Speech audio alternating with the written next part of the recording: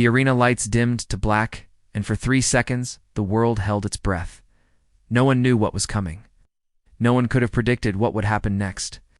The Titantron flickered to life with a single image, a silhouette standing in fog, head bowed, fists clenched. The crowd erupted. But not in celebration. It was confusion mixed with fear.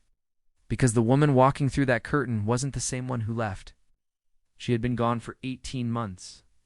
18 months of silence. No social media posts, no interviews, no cryptic messages teasing a return. The WWE universe had moved on, or so they thought. New champions had risen. New rivalries had ignited. The women's division had rebuilt itself in her absence. But now as her music hit a slower, darker remix of her old theme, everything felt different, wrong, unsettling. Her walk to the ring was deliberate, slow, predatory. She didn't slap hands with fans. She didn't smile. She didn't acknowledge the cameras. Her eyes were fixed on the ring like it was the only thing that existed. The commentators scrambled for words, trying to frame this as a triumphant return, but their voices betrayed uncertainty. "She's back," one said. "But something's changed," another whispered. When she stepped through the ropes, the champion holding the title high, trying to maintain dominance, looked small, not physically but emotionally. The energy shifted. The crowd's cheers turned into murmurs, because standing across from the champion wasn't a returning hero ready to inspire. It was something else, something that had been broken and rebuilt with sharper edges. She grabbed the microphone. The arena went silent. Everyone leaned forward, waiting for the speech, the apology for leaving. The gratitude for the fans who chanted her name during her absence, the promise to reclaim glory. But none of that came. Instead, she spoke for sentences that would shatter everything the WWE had built in her absence.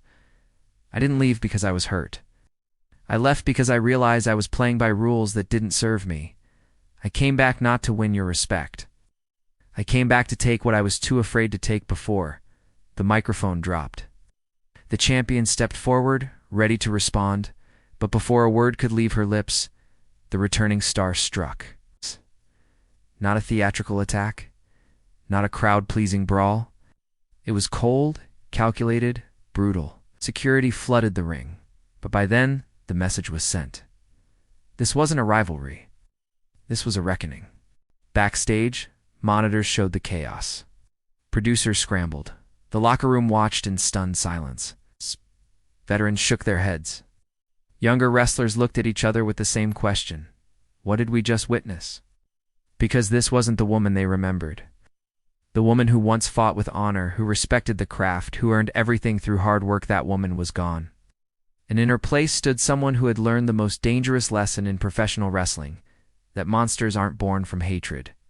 They're born from betrayal, from abandonment, from realizing that loyalty is a weakness exploited by those who fear your power.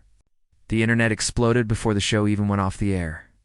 Social media timelines flooded with reactions, confusion, anger, fascination. Clips of her attack went viral within minutes, dissected frame by fans who couldn't decide. If they were witnessing a villain origin story or a long overdue awakening, wrestling analysts debated her intentions. Was this a heel turn, a tweener persona, or something WWE had never seen before, character rejecting the entire moral framework of the industry? Fan communities split down the middle. Some defended her, arguing that she had every right to return with fire after being forgotten. Others condemned the brutality, insisting that this crossed a line. But the most unsettling reactions came from those who admitted they understood, who said quietly in forum posts and comment sections that maybe she was right. Maybe the hero's path had always been a trap. Maybe the system rewarded those who took rather than those who earned. Behind the scenes, the locker room was in chaos. The champion, the woman who had built the division in the returning star's absence, sat in the trainer's room, icing her ribs, replaying the attack in her mind. She had worked for 18 months to prove she wasn't just a placeholder. She had defended the title against every challenger. She had main-evented pay-per-views. And now, in one night, her reign felt invalidated. Not by a loss, but by the implication that she had only been allowed to thrive because the real threat was gone. Other wrestlers whispered in corners. Some felt vindicated. They had always believed the returning star was on another level. Others felt insulted. They had bled for this division, carried the brand through injuries, bad booking, public criticism, And now, she walked back in and dismissed all of it with 4 sentences. The respect they thought they had earned suddenly felt conditional, fragile. Management held emergency meetings. Creative teams rewrote storylines overnight. Sponsors asked questions, because this wasn't the scripted controversy they could control. It felt too real. The returning star hadn't followed the playbook.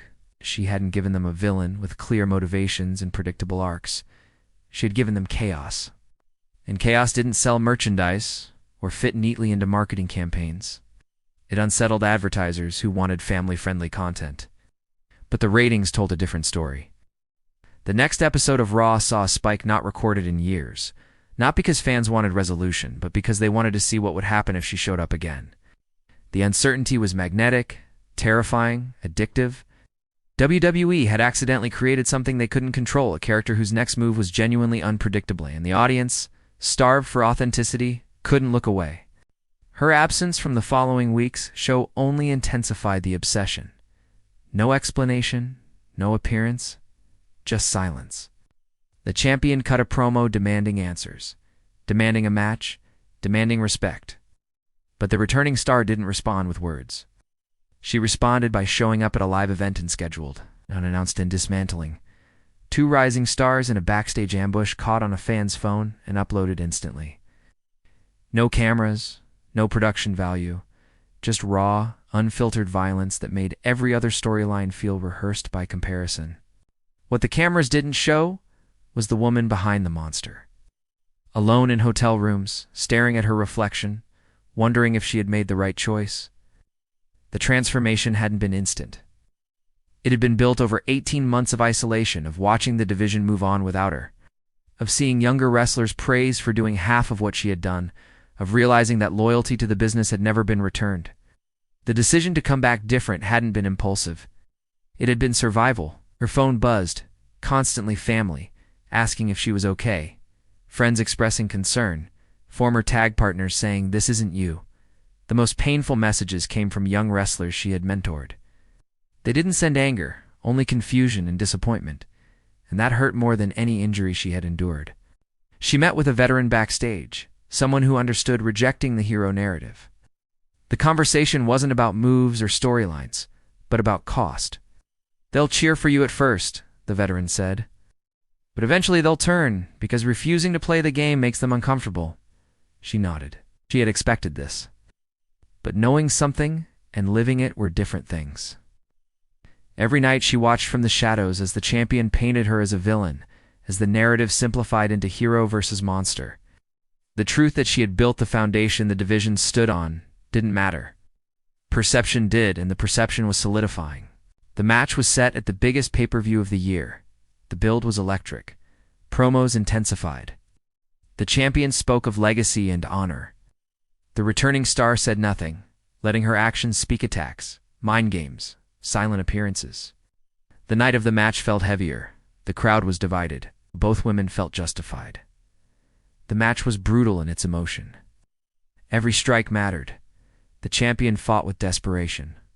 The returning star fought with precision.